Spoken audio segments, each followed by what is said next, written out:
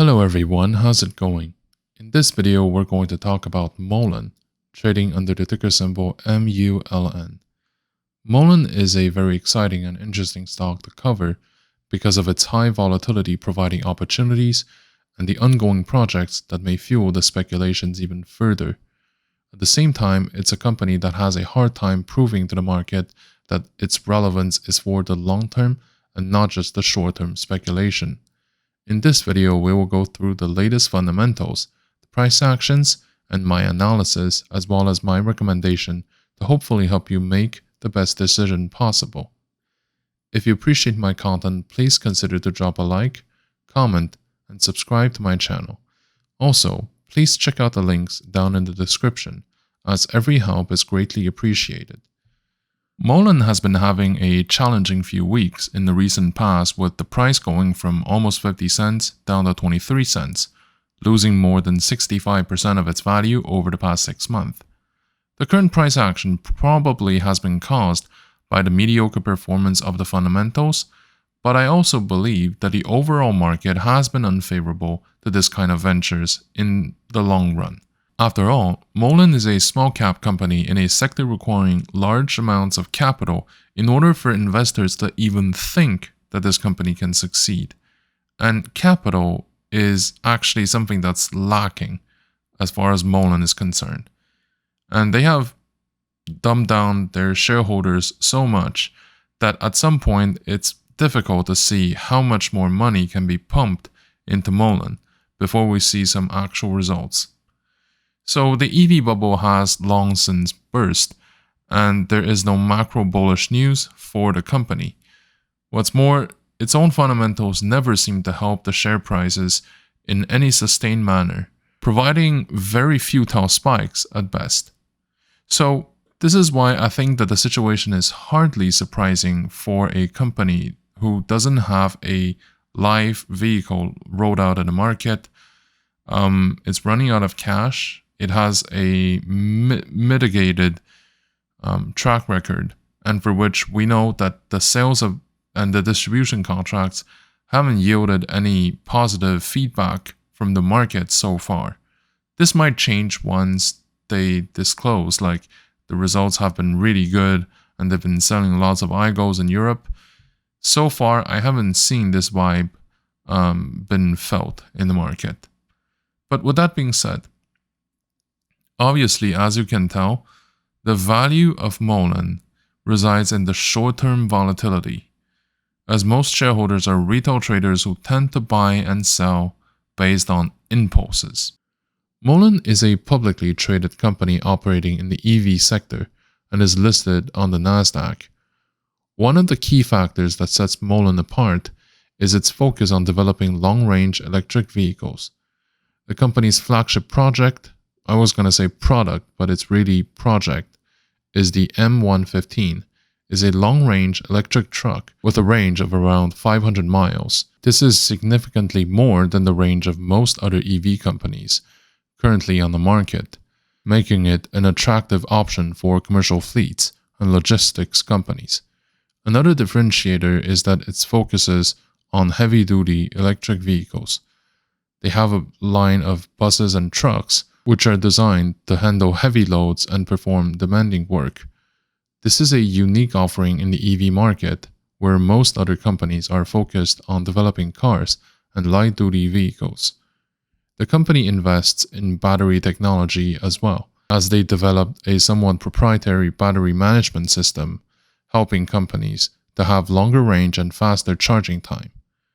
In terms of financial performance, though, the company has been having a hard time generating income, as they don't have any significant revenue streams before the distribution contract in Europe for the iGo vehicles.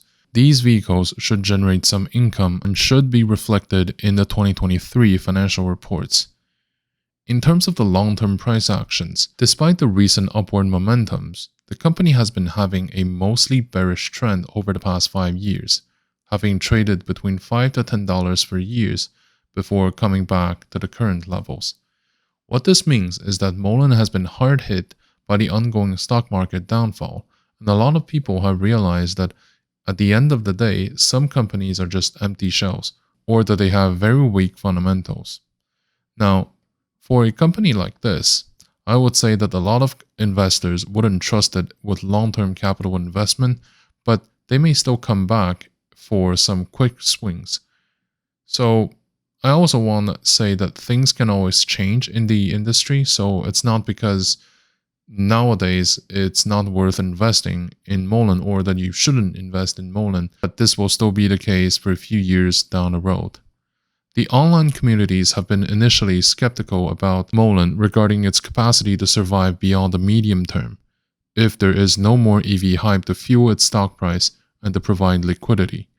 The general mood has since then transformed into the high speaker of whatever the company announces. Of course, nowadays people are a bit smarter than this, and I would say that whatever happens with Mullen in real terms would become a reason to like or to hate it. Now, basically, as far as their online footprint is concerned, the biggest factor is the price action, and this will give people enough motivation or not to have a position in Mullen. Other factors have sometimes served as a pretext to buy its shares, such as the ongoing IGO distribution or the potential, major clients and so on. On top of that, the macroeconomic trend within the sector have been under serious pressure due to several reasons, including the increase of the interest rates, the capital flight from growth stocks to other options, the conflicts around the world, the supply chain issues, the expectation of a recession. Another factor to look at is how the flagship company of the sector, Tesla, has been doing. The EV sector is a relatively new industry, with much of it still in development.